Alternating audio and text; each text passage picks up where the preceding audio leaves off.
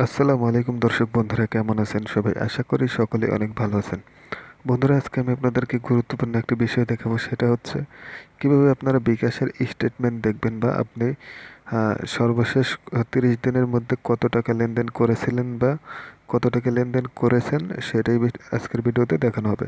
তো বন্ধুরা, অনেক প্রয়োজনের ক্ষেত্রে কিন্তু আমাদের এই বিষয়টি জানার দরকার হয়। আমাদের কিন্তু অনেক সময় মনে থাকে না, যার কারণে আমরা কিন্তু বিভ্রান্তিতে পড়ে যাই। কিভাবে স্টেটমেন্ট দেখতে হয় সেটাও জানি না। এমনকি আমরা দেখতেও পারি না যে আসলে লাস্ট আমি কত টাকা জমা করেছিলাম, নাকি উত্তোলন করেছিলাম, নাকি কোনো মোবাইল রিচার্জ করেছিলাম। এভাবে কিন্তু আসলে মনে রাখাটাও সম্ভব হয় না। কিন্তু বিষয়টা কিন্তু খুবই গুরুত্বপূর্ণ।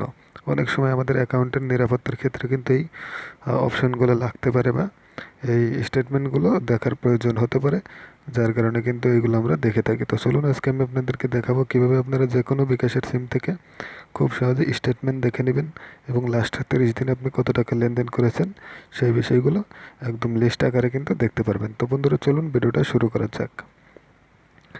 ভিডিওটা শুরু করার আগে আপনাদের কাছে একটি রিকোয়েস্ট, যারা যারা এখনও চ্যানেলটি সাবস্ক্রাইব করেননি অবশ্যই চ্যানেলটি সাবস্ক্রাইব করে দিবেন, এবং পাশে থাকা বেল আইকনটি অল করে রাখবেন এরকম নতুন নতুন আপডেট ভিডিও পাওয়ার জন্য।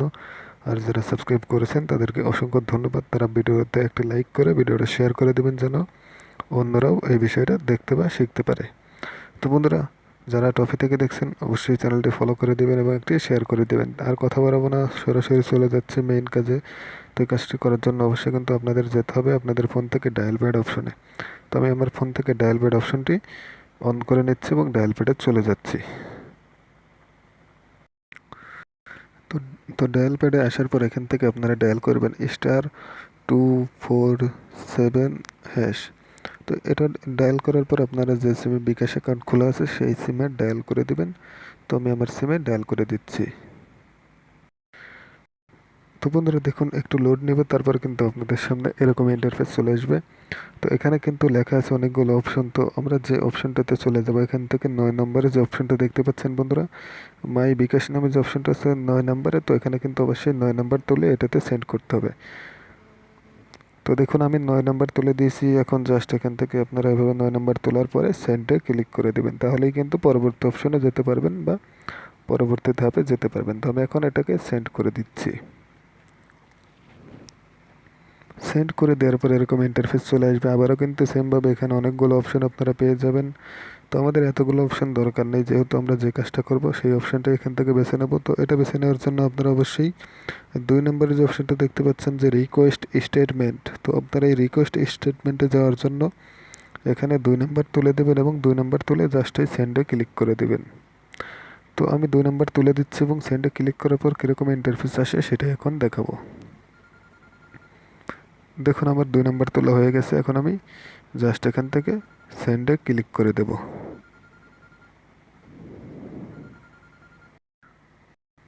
তো বন্ধুরা, খেয়াল করুন, আমি কিন্তু 2 নম্বর তুলেছি। এখন জাস্ট এখান থেকে সেন্ড করে দিচ্ছি। সেন্ড করে দেওয়ার পর পরবর্তী অপশনে এরকম ইন্টারফেস চলে আসবে। তো এখানে লেখা আছে দেখুন, ইন্টার মেনু পিন। তো এই মেনু পিনের জায়গায় আপনারা কি বসাবেন? তো এখানে কিন্তু অবশ্যই আপনার বিকাশের যে পিন নাম্বারটি আছে সেই পিন নাম্বারটি এখানে বসিয়ে জাস্ট সেন্ডে ক্লিক করে দেবেন। তারপর কীরকম ইন্টারফেস আসে সেটা এখন দেখাচ্ছি।